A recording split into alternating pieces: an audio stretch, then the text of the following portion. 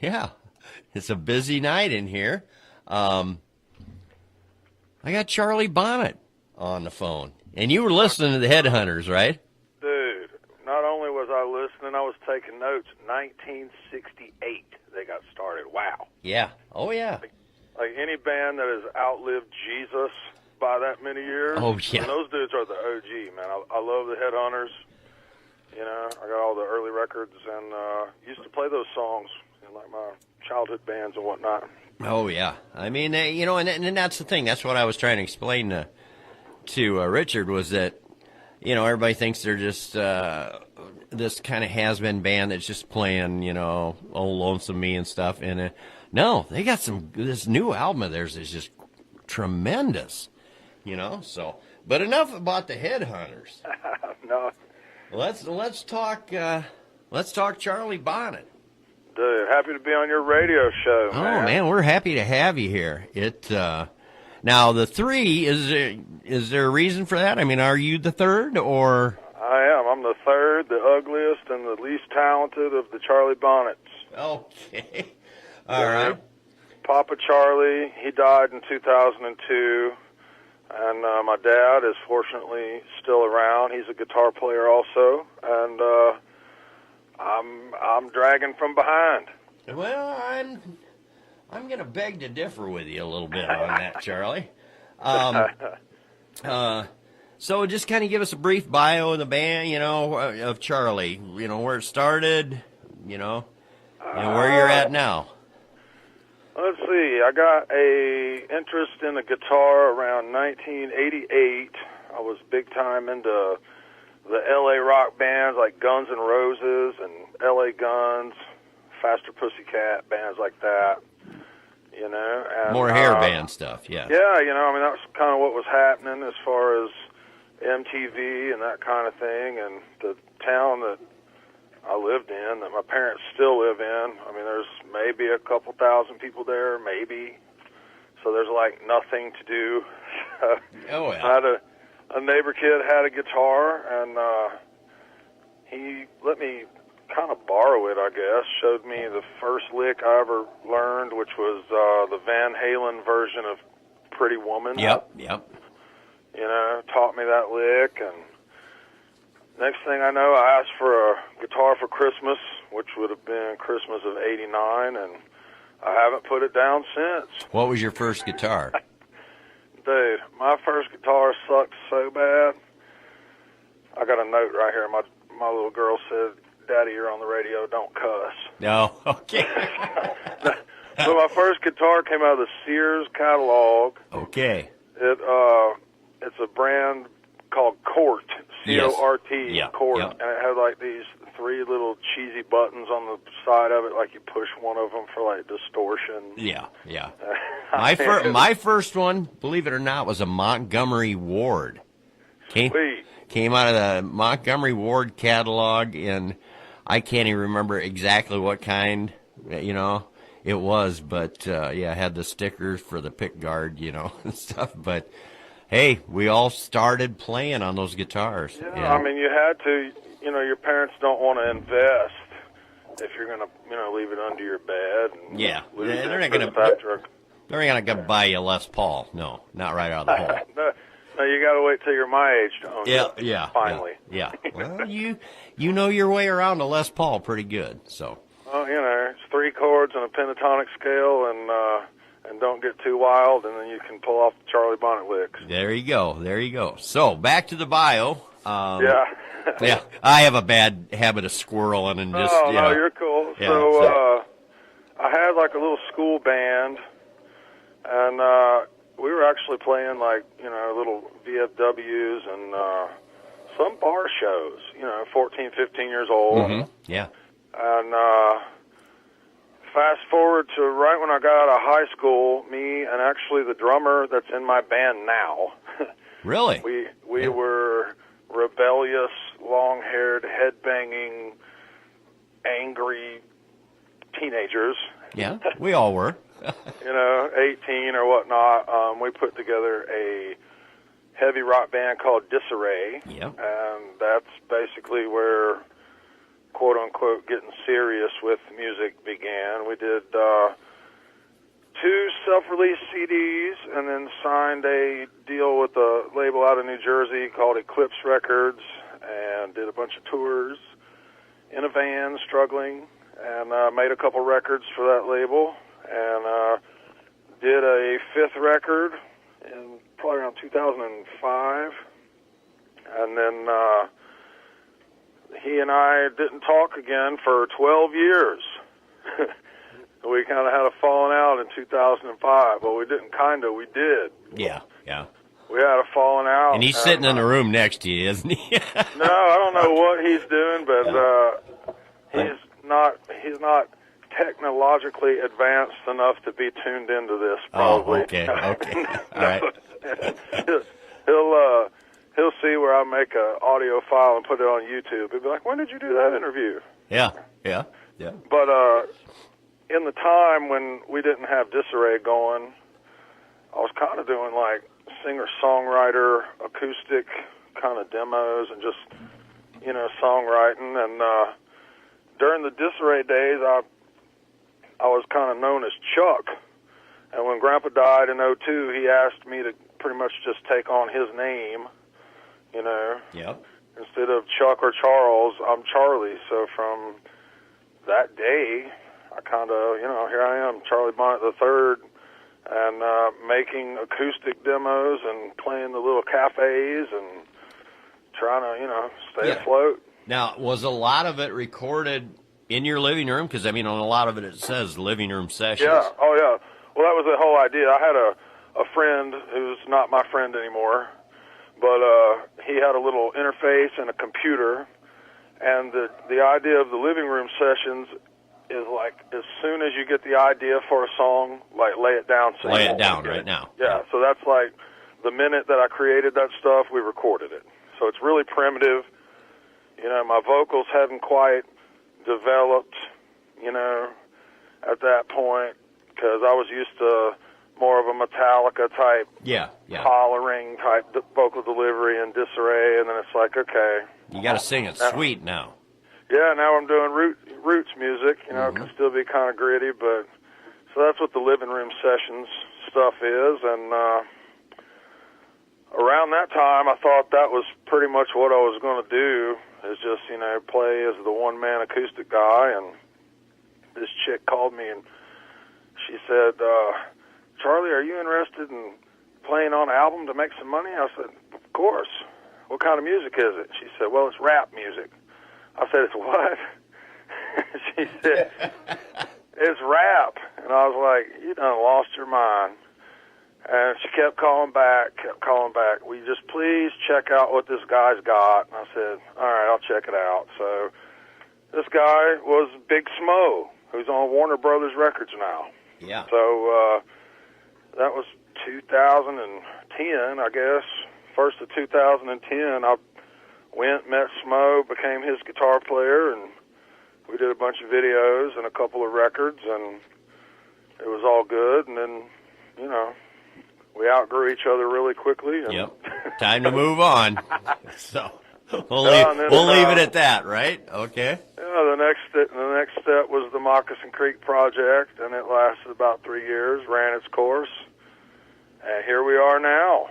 Yeah. The Charlie Bonnet and the folkin', as in folk music, I will emphasize. Yeah.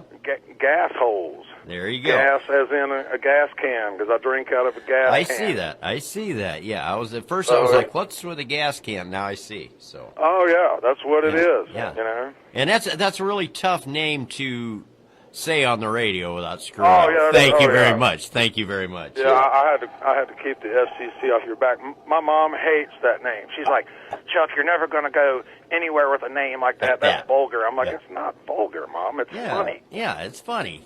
Sometimes they don't understand. Well, the thing is, me and my bass player, his name is Seth Carter. Seth, He's a great dude, great player. He's a internet workaholic, great bass player. Couldn't ask for a better guy in the band. Now, he's out of, am I going to say Southern Illinois? No, maybe not. not. No, he's in Winchester, Tennessee. Okay, all right. But he and I, we were a part of a 4-piece band. It was Charlie Bonnet III and the Rebel Ways. And we couldn't get that band to commit to road work on the level that we wanted to do it. Yeah. The two other dudes in the band are good players. They had another band that was kind of a conflict of interest with the schedule. Yeah. So that happens a lot. So, it's cool, So Seth and I, we were like thinking we're going to do a 3-piece as a side project. And since, I do acoustic shows a lot, we would just add bass and drums to that and replace the acoustic with, a jangly electric guitar. And it'd be like electrified folk music. And that's where the Gas Holes concept came. And the Rebel Ways, other two guys, they weren't really into the idea of us having another band, even though they had another band. Yeah. Oh, yeah. So they bailed. Our band is more important than your band, yeah. Our band takes priority over your band. Yeah. No, it does not, and we're the Gas Holes now, and you're not looking back.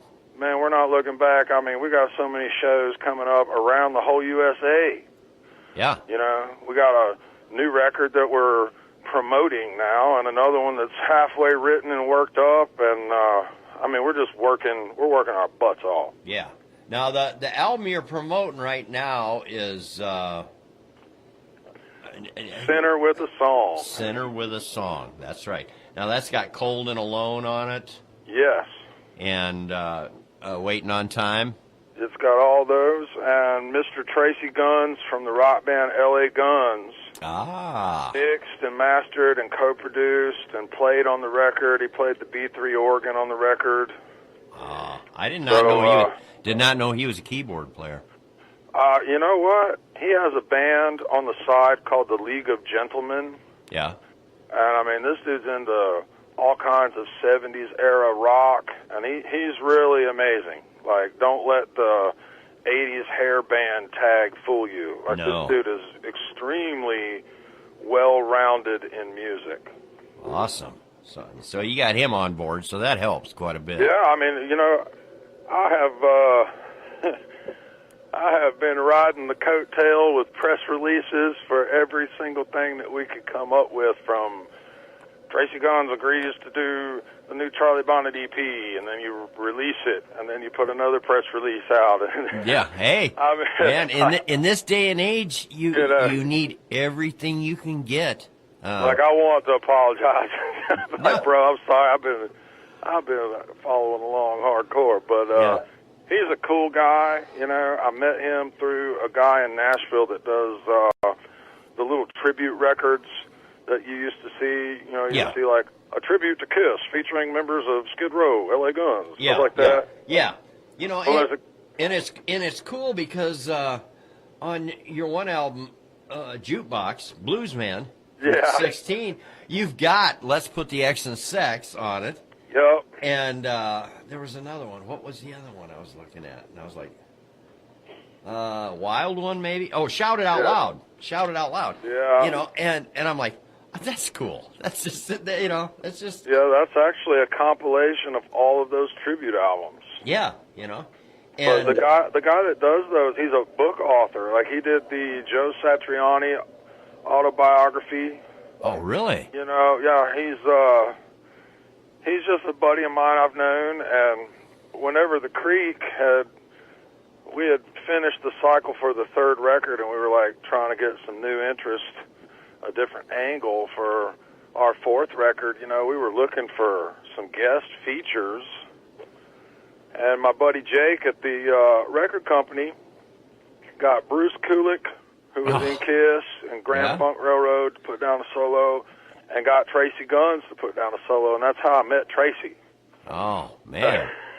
Yeah, you got to, anytime a door, you can get your foot in that door, you got to kick it open and use what you can in that room, Man, that's critical. That's the only way. That's the only way we make moves, is go through one door, shut the other one, keep on walking. Yeah, and it's a damn shame, I must say, that there aren't more stations like this that would just open up, but it's all corporate. Just, oh man, You know, and I feel for you guys as musicians, just trying to beat your head against that corporate to get airplay, you know, and it's not there, you know. Well, everything we do is in-house right now, so, I mean, you want to talk to my publicist, you're talking to him. Yep, you know? yep. That. You want to talk to the booking agent, well, you're talking to Seth, you know, the bass player is the booking agent. You know now, Bob is what, your road manager, basically? Big Bob is... or he just hump equipment? The king of awesome. He was a Creek fan, and he was always the guy when we would pull up at the show. You know, he would be tailgating there when we loaded in at 1 o'clock in the afternoon, and Bob's the guy that's already there, you know, ready to rock. Yeah, you know? So that's how I met him. Yeah, for no pay. He'll help you out for no pay. Oh, yeah, and then he would drive to all these various, you know, ridiculous distances to see the band play, you know. And then there were a few guys in that previous band that would complain about it. They'd be like, oh, look, Big Bob's already here. I said, bro, you want about 10,000 Big Bobs. Yes, That's loyal to the core, you know. Yeah. The guys in the group didn't realize. They just thought, golly. No, you want these guys, yeah, right? It's a crazed fan. No, those are the guys you want in your army. Exactly. So I found out that I got thrown out of the Creek in December 14th of 2014. And the week after, I had an acoustic show in town, and Big Bob drove all the way from Indiana. Yeah. And I thought I was going to break his heart, you know, and I was going to tell him on the down low, you know, don't say anything because this hasn't been announced. But I've been thrown out of the band, you know. And I told him, he said, man, I'm going to make a fan page, and I'm going to do everything I can do. Yeah. And he has. He has, man. He just, I don't know how, somehow he contacted me on Facebook or something. He heard the show or something, or heard something about the show. And he contacted me, and he says, well, I can get you hooked up with Charlie. And I'm like, all right, cool, man. That's the way it works, you know. So Bob's hustling for you. So Bob is the man. And thank you, Bob. I know you're listening, buddy. Yeah. So, Bob, now's the time to hit him up for a raise. You can go from $0 an hour to... He's worth a whole lot more than this, but it's in our budget for probably about $10 a day per diem. Yeah, there you go. As long as he gets White Castles and stuff, you know, he's good. Yeah, he's good. Bob is family. Bob is family. Yeah. So I know this summer you have got a bunch of dates. Whisky A Go Go? Oh, that's awesome. Yeah, man. You know, it's so crazy because in 2008. I was working for a promotion company in Nashville, and we had a big promotion, win a trip to the Grammy Awards. And I got to fly out to the Grammys and work out there for like 10 days, ushering contest winners from around the country to their hotel. I was like a glorified roadie. Yeah. And at night, you know, after a certain time, we were free to do whatever we wanted to do. So I was on the strip because I'm an 80s rock freak. Yeah. Oh, yeah. The Go-Go is just... Oh, yeah. You know, I'm eating at the Rainbow. I'm down at the Whiskey, to the point to where the door guy nicknamed me Tennessee. Yeah. Hey, Tennessee, how are you, buddy? Yeah. Man, I'm down here ready to jam. Yeah. You know, so it's always been a dream. I've been there as a fan. I've never seen a show there, you know, like any of my rock heroes or anything, but just to be on that stage, I mean, think about it, you know, Alice Cooper, The Doors, AC/DC. Yeah, well, that's ridiculous. You know, it's like when you walk in, you know, to Tootsie's, and, you know, that little bitty stage in the corner, and you think, if the wood right there could talk about, you know, the people that have been on that stage, you know, and same with the Whisky A Go Go, you know, it's just like, you know, all the drinks that got spilled by Tommy Lee and all that kind of stuff, you know. I can tell you who's been on the Tootsie stage, my bass player. He wanted to choke the crap out of whoever was running that audition that night, too, and I'll throw it on the air because I can. Yeah, we can. Yeah, you know, the Nashville politics, but yes, Same concept. Yeah, it's just, some of those stages, I played on some big ballrooms up in northern Iowa and stuff. I was working with a band, and you go back there and look at the wall, and here the walls are signed by Buddy Holly and stuff, Wow. It's like, holy crap. And I'm on the same stage, and I guess the non-musicians, they're like, whatever, No, but to think that, you're standing in the same spot that some of these major artists. Oh, I know. Yeah, it's going to...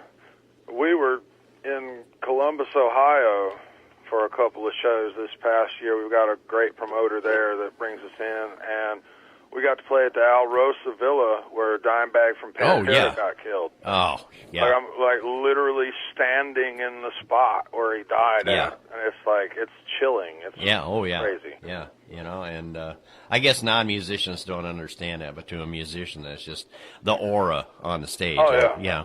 So. To a musician, that's better than getting paid. That's a story that you... Oh, yeah. I'm here where they were. I can get paid my rent money playing acoustic at Billy Bob's Chicken Wing Shack. Yeah. But you can't just stand on stage at the Whiskey. Yeah. Yeah. Almost to the point of, I'll pay you.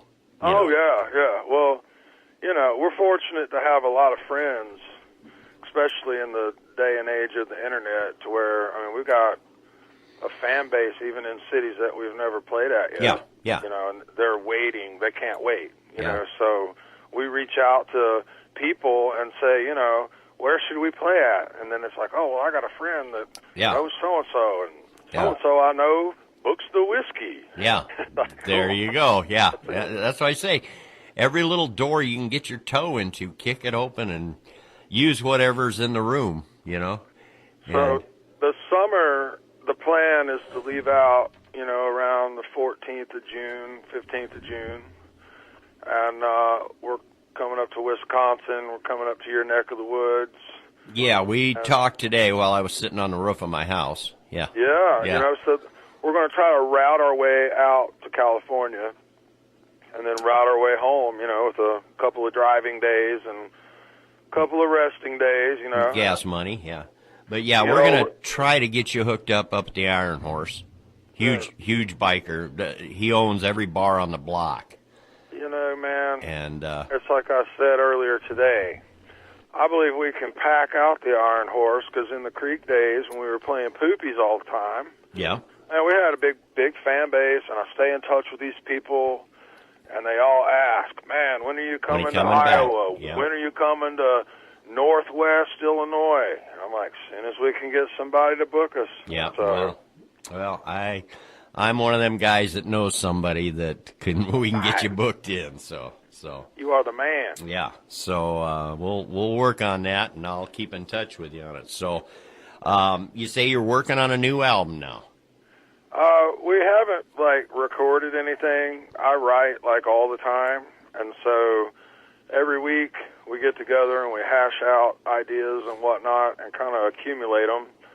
And some songs kind of fit together. You think these will probably be on a record together, and then others will be, maybe too bluesy or too country or something. You put them to the side, but we're going through a very creative time in the band where, we got more songs than we know what to do with. Yeah. So we're piling them up, and we've had kind of a resurgence in interest in our band. We opened for LA Guns a month ago at a sold-out show in Knoxville, Tennessee, and became friends with their manager and some of their people. And so I've been reaching out to try to see what others might be able to drum up as far as interest for us, as far as a booking agent, a real legitimate one, or a record company, that kind of thing. So in the meantime, we're getting our ducks in a row by keeping our material fresh and hot. Yeah, so yeah, when they call, you can go, here it is. I know when they call. Yeah, I know there's a lot of artists that are kind of foregoing let's get signed by William Morris agent or whatever. Sure. And they're kind of doing it on their own. Creed Fisher, I talked to him, and he same way. He says Nashville has absolutely nothing I want or anybody I want, and he just does it on his own. And sometimes you're a little bit more in charge that way. Well, what's funny is back in the Disarray days, we're talking early '90s. For the first 2 records, I mean, we were as DIY as it gets. We did everything on our own. And I learned a lot, and I apply all that to now. Yeah. Oh, yeah. Like now it's come full circle. It's like, okay, the music business has collapsed, and it's all DIY. I'm like, perfect, because that's what I've been doing for 25 years. Yeah, yeah. And I think basically it's kind of like that. It has collapsed as far as... I know I checked out, we have a festival up here in September, Rebels on the Run. And I talked to the promoter, and we're trying to figure out acts. And they had Gunner and the Grizzly Boys lined up. And I play some Turnpike Troubadours on here. And he says, those guys would be great. And we checked, and they're like, oh, we got to have $40,000 for them. And I'm like, what? I know they're playing a bar here in Springfield that only seats, you can cram 500 in there at $10 a head. Right. And you're not going to sell $35,000 worth of drinks to pay for that. So I know, but this was their supposed booking agent. Oh, we got to have 40,000. And I'm like, dude, how much are you pocketing? And telling them, you're getting $2,000 for the night, So, yeah, I went through a lot of booking agents and got crossed on a lot of money. So booking agents and lawyers I have not much use for. I know a few of both of those that I don't have use for either. Yeah. I know one quote-unquote booking manager that will forever remain unnamed that is notorious for saying, it's $10,000 for the band, and then put about $6,000 in her pocket. Mm-hmm. Yeah. Her. Her. There's a clue. 4,000 is left. It didn't divvy out, and then or whatever. You know what I mean? Yeah. It's so hard to have like transparency as to what's really going on. Mm-hmm. Yeah. So it's best to keep it in house right now. I mean, we're a 3-man power trio. I know all these people very well. I know everyone's family. Yeah. They know me. Yeah. There's no sneaking the extra $100 or what. You know what I'm saying? It's like we're in a good spot with the gas holes to where we're all friends. Yeah. We enjoy traveling together. Enjoy making music. So that's the key. That's the key. Cause if you guys are doing Rebels on the Run, I'm a rebel, and I drink out of a gas can, and we're on the run. So yes, there you go. Well, we can work on that. We're not $40,000. Yeah, it's well, I don't think his budget's quite that big, but we had Gunner and the Grizzly Boys and a couple of local acts and stuff last year. And have you ever worked with Gunner? I've seen that name. I don't know that I'm real familiar with. Good time. Charlie Bonnet would fit in good with Gunner. You've got you can't have your amateur drinking card and hang around with Gunner and the boys. But does he have a gas can? Every good drinker needs a gas can. Well, I think he drinks straight out of the bottle. I had them here in the studio. I called. I said, "What do you want in the studio and the fridge to drink when you get here?" Because they were going to do a live acoustic set here, and a couple bottles of Jack and a 30-pack. And I'm like, "All right, I got it." They were setting up. I said, "Your stuff's in the fridge." I came back into Studio B to get set up. I turned around 2 minutes later, and there was nothing but cans and empty bottles. And I'm like, "Oh crap! This interview is not going to go well." And they did just fine. And then I took them up to the festival, and they played up there and consumed quite a bit more. And I'm like, okay. And every time I talk to Gunner, he's like, "Hey man, come on up to the gig, let's sit backstage and get drunk." And I'm like, I don't know about all that. So, but professional drinkers. Oh, yes. So when do you, so you said in June is when you're heading out full-time on the road for a while, or? Yeah, I mean, we're planning on doing 70 to 100 gigs this year with the band, you know. Weekend warrior stuff, leave out on a Thursday, home on a Sunday is usually how we operate, you know. Yep. But A lot of bands doing that. A lot of bands. I mean, the thing about our band is, like, we get work doing, like, the Wednesday night bike night down at the, you know, local Hells Angels clubhouse. We're good with that. Or this Sunday afternoon Harley Davidson parking lot show. Like, I mean, we just want to work, you know. And fortunately, with the music that we're doing with the Gas Holes, it's 50% my music that I wrote and 50%, you know, classic rock stuff. We'll fire into some Skynyrd songs to keep the crowd, you know, familiar with what we're doing or whatnot. And I mean, we just gear it towards the biker community and the age demographic of people that like just classic rock music. Well, that is a match made in heaven for the Iron Horse up there. And so I'm going to get working on that Monday for you, see if we can get something set up. So that is amazing. I can't wait. Yeah, and we will do all we can, and we just want the people to do all they can. Go out and get the new album. You got it on iTunes, all that kind of. Yep, you just type in Charlie Bonnet III, and it'll pop up. Any Google search, any kind of search. It's on every little SoundCloud and cloud. Yeah, there's so many. There's so many of them now. It's like, you know, it used to be buy the 45. Now it's you know, there's all these things, and I know if they want to contact you on Facebook, it's Charlie 3 Bonnet, right? It's really weird because the way that it's set up, it's Charlie Bonnet and the Roman numeral 3, but when anybody tags me, the 3 winds up in the middle. In the middle, I did today. I don't know what's up with that. Yeah, oh well. It doesn't make any difference as long as they can get a hold of you. As long as they find me, but it's pretty easy to do. Just type in Charlie Bonnet III, and or I got a website, which is Charlie with an IE, Bonnet with 1 T, and the number 3, charliebonnet3.com. Yeah. And there's links to the videos and the shows and the merch. Shameless plug for the merch. Yeah. The merch pays for the oil change on the bus and stuff, you know? Oh, you change your oil? Oh, we just keep adding quarts. There you go. It's like the merch keeps the rock and roll machine turning because we're not getting rich. Yeah, well, maybe we can do something about that. So. I did a show in Mississippi, and I rode separate from the band. This is with the previous band. And I was driving an 86 Honda hatchback car. And I pull up at the gate, and I'm in what we call rock mode, which is the cowboy hat and the hair down and the sunglasses. Oh, yeah.